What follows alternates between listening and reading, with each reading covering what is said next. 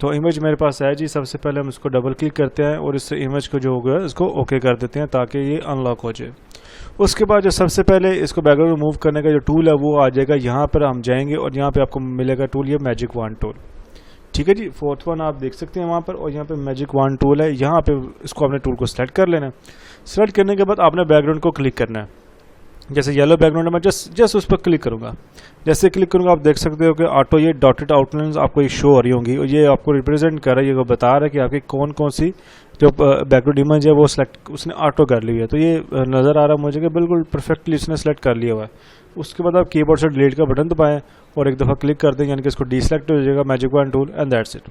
आपकी जो बैकग्राउंड है वो रिमूव हो चुकी हुई है। तो चलें इसको चेक करने के लिए कि कैसे रिमूव हुई है, अच्छी रिमूव हुई है कि नहीं हुई। तो मैं यहाँ से एक स्क्वायर लेता हूँ, उसके बैकग्राउंड पे कलर लगा लेता हूँ। ठीक है जी, उसके बाद मैं इसको लेयर को नीचे लेके आऊँगा ताकि वो मैं उसकी इमेज को देख सकूँ। तो अब आप ये देख सकते हो कि जो मैंने इमेज रिमूव की थी वो बिल्कुल एग्जैक्टली बड़े अच्छे तरीके से वो रिमूव हो चुकी है। तो एक इंतहाई ईजीएस्ट वे के साथ मैंने इसको बैकग्राउंड को रिमूव कर लिया। ठीक हो गया जी। अब इसके बाद हम चलते हैं अपनी नेक्स्ट ऑप्शन की जानिब। तो मैं अब वो जो इमेज है मैं वापस अपने अंदर लेके आया हूँ सॉफ्टवेयर के अंदर। तो अब इसको हम देखते हैं नेक्स्ट प्रोसेस को। तो जैसे ही एज रेगुलरली इसको अनलॉक करते हैं, उसके वजह दूसरी जो बड़ी ही आसान टूल है, जो कि बड़ी ईजीएस्ट टूल है, वो है रेजर टूल। आप आर दबाएंगे, आपका ये जो रेजर टूल होगा वो आपका ऑन हो जाएगा। तो यहाँ पर रहा ये रेजर टूल। अब सिंपली इसको मैं क्लिक करता हूँ और क्लिक करने के बाद आप इसको रिमूव कर लें। ये सबसे ईजीएस्ट वे है कि जब कुछ भी समझ ना आ रहा हो, जैसे मैं जूम कर रहा हूँ इमेज को, तो आपको ये यहाँ से इस पर रख के क्लिक करें और अपने इमेज के हिसाब से आप इसको उसके बैकग्राउंड को रिमूव करते जाएं। जैसे मैं यहाँ पर आ जाऊँ तो अब सारी बात है, ये मेरा सर्कल थोड़ा सा जो रेडियस है उसका ज़्यादा है। अब अगर मैं यहाँ से रिमूव करूँगा तो बॉडी पार्ट भी रिमूव होगा। तो हम इसको थोड़ा छोटा कर लेते हैं। जैसे मैंने प्रीवियस लेक्चर में बताया था कि ब्रैकेट्स के साथ हम इसको कम या ज़्यादा कर सकते हैं अपने रेडियस को। तो मैं कम ज़्यादा करके इसको अपने हिसाब से इसको एडजस्ट कर लेता हूँ और यहाँ से मैं इसको बैकग्राउंड को रिमूव कर लेता हूँ।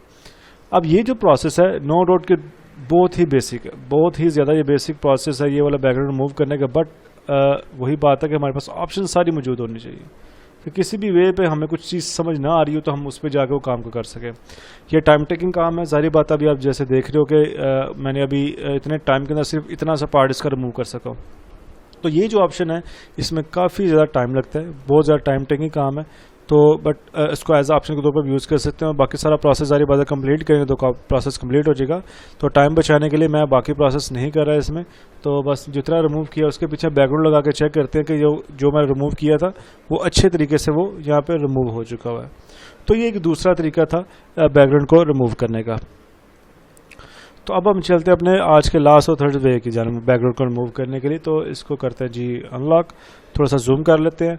और तीसरा जो तरीका है वो बड़ा ज़बरदस्त है। अब ये वाला जो तरीका है वो बहुत ही सिंपल है, वो बड़ा ही ज़बरदस्त है। उसमें क्या है कि आप ये जाएंगे थर्ड ऑप्शन पर, यहाँ पे आपको मैग्नेटिक लेसो टूल आपको मिलेगा। ठीक है जी, थर्ड वाला आप इसको सेलेक्ट करें, यहाँ पे क्लिक करें, यानी कि स्टार्ट लें और सिर्फ ऑटो अपने माउस को आगे लेके जाते जाएं। आपको कहीं पे भी उसको एडजस्ट करने की ज़रूरत नहीं है। देखो वो जैसे आपको माउस की मेरी हरकत से समझ आ रही होगी कि मैं जैसे माउस को हिला भी ना तो ऑटोमेटिकली वो चीज़ उसको खुद सेलेक्ट करेगा उसको। तो जहाँ पे आपको लगे कि एंकर पॉइंट थोड़ा सा वो गलत सेलेक्ट हो गया, वहाँ पे वैसे सेलेक्ट करें, यानी कि डिलीट का बटन दबाए कीबोर्ड से, आपको वो डिलीट हो जाएगा। जैसे ही देखिए मैं इसके ऊपर लेके आया हूँ तो ये मेरा एंकर पॉइंट एक बन गया हो। तो सारी बात है मुझे यहाँ पे तो चाहिए नहीं था, तो मैं कीबोर्ड से डिलीट का बटन दबाऊंगा तो वो डिलीट हो जाएगा। तो फिर आप पीछे ले आए माउस को, अपनी माउस की हरकत के साथ साथ जैसे जैसे आप इसको मूव करते जाएंगे, यहाँ पे आके मैं क्लिक कर लेता हूँ ताकि वो यहाँ पे एक एंकर पॉइंट बन जाए, मेरी बॉडी जो ख़राब ना हो इसमें। तो मैं यहाँ पर भी आगे एक दफ़ा क्लिक कर लेता हूँ और बड़ा ही क्विकली आप ये सारा इसमें प्रोसेस इसमें कर सकते हो। जैसे आप देख सकते हो मैंने माउस की हरकत से कि आप क्विकली मैं जा रहा हूँ और ये वो ऑटोमेटिकली उसको सेलेक्ट कर लेगा। मुझे कोई भी इसको मैनुअली इसको सेलेक्ट करने की ज़रूरत नहीं पड़ती, वो ऑटोली ही उसको बॉडी के पार्ट्स जो होंगे उसकी आउटलाइन को वो सेलेक्ट कर लेता है। करते करते ये एंड पे गया और यहाँ पे सारी बात है आपको पता है कि जहाँ से हम स्टार्ट करते हैं वहाँ से हमें वापस मिलाना भी होता है। तो मैं ये वापस उसको क्लिक करते हुए जहाँ पे मैं स्टार्ट किया था यहाँ पे आके मैंने इसको ख़त्म कर दिया इसको यहाँ पे आके। अब ये देखें अब आपको आउटलाइन यहाँ पे शो हो रही है। उसके बाद प्रोसेस क्या सिंपल, आप डिलीट का बटन दबाएंगे और यहाँ से आपके बैकग्राउंड जो हो गया वो डिलीट हो गया है। अब जो बॉर्डर आपको थोड़ा सा येलो नज़र आ रहा है तो उसका कोई इशू नहीं है। यहाँ हम रेजर टूल लेते हैं और हम उसके साथ क्विकली अपना जो बॉर्डर है उसको साफ़ कर लेते हैं ताकि मेरी जो बिल्कुल जो एग्जैक्टली जो सारी बैकग्राउंड है वो रिमूव हो जाए। अब इसको चेक करने के लिए एज़ यूजुअल हम पीछे इसके बैकग्राउंड लगाते हैं। तो बैकग्राउंड लगाने के बाद इसके लेयर को नीचे लेके जाता हूँ, तो ये मैं चेक करता हूँ।